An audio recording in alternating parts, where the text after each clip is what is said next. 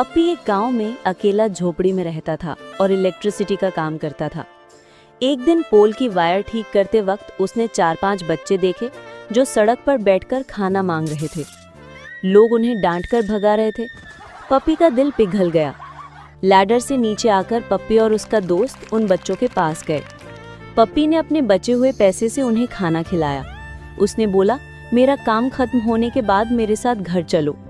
पप्पी सब्जियां लाया, veg Maggi बनाई, सबने साथ खाया। रात को बच्चों को देखकर पप्पी उदास बोला, लाइक और सब्सक्राइब